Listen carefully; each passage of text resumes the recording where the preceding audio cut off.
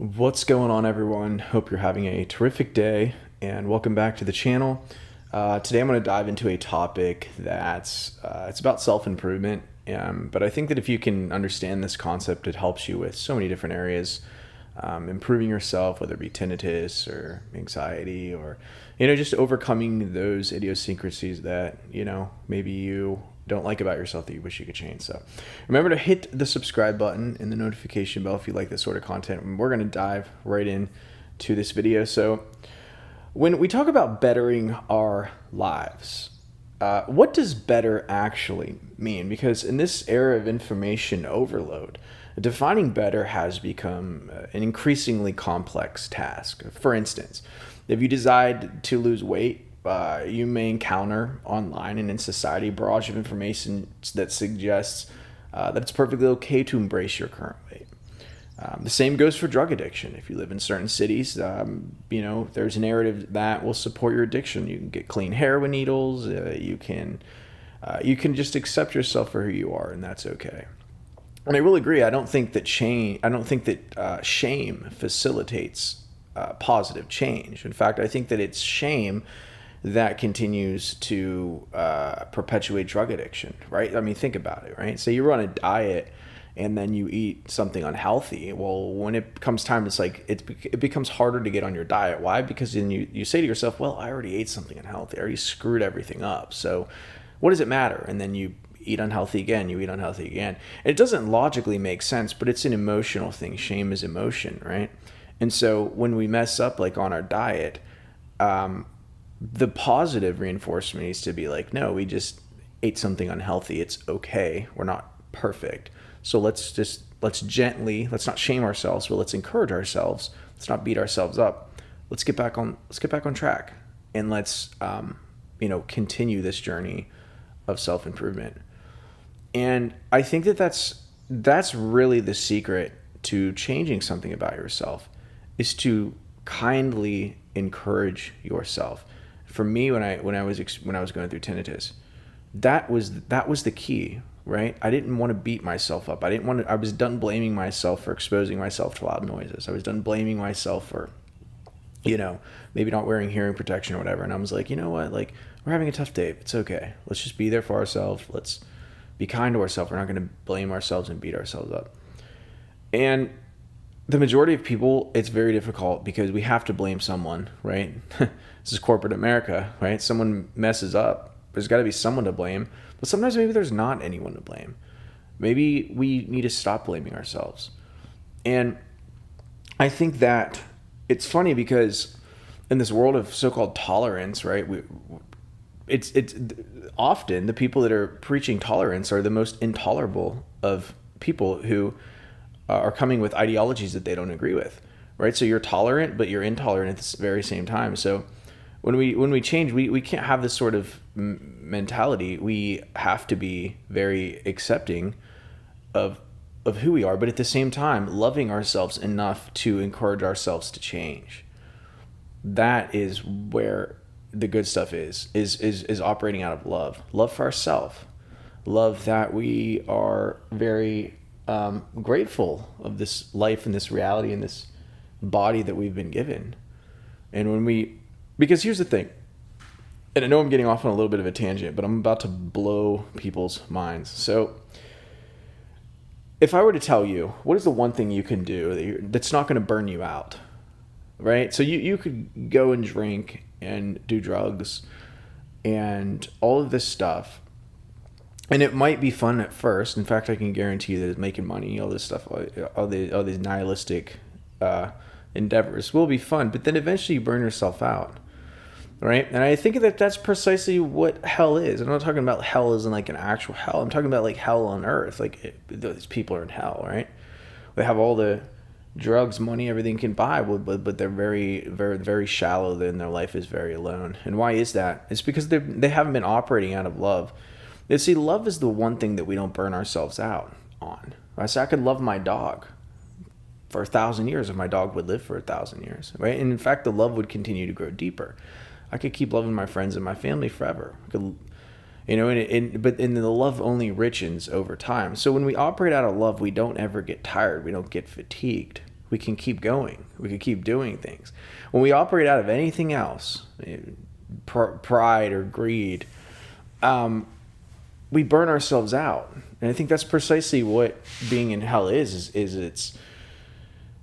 it's burning those different parts of your body, your soul out on, well, you chase drugs and now you're, oh man, like, nobody ever really lives hedonistically and thinks like, oh, like that was just a great time. No, I mean, it's often a very lonely, miserable time. Why? Well, because you haven't been operating out of love. You're a nihilist, which is kind of dark, And so when you start living out of love, I think you can really start to facilitate true change, because you're never going to get burned out when you're operating out of love, right? So acknowledging these truths can be very tough. And at the moment you start to change, here's the thing: resistance is inevitable. You see, we are creatures of habit. We resist change even if that change is necessary for our growth. But change, while challenging, is also extremely rewarding. And it's through change that we find our true potential. So what does this mean? Better. What does the word better mean? How do you plan to overcome the resistance that change brings?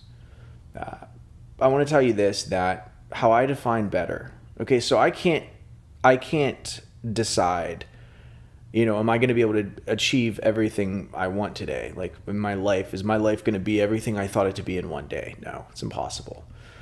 But then what I can look at in my life is I can say, what are the things that I value, right? Being healthy, being sober, not wasting my talents, not wasting my life, not wasting, my intellect, doing something with that, helping the world, bettering myself, right?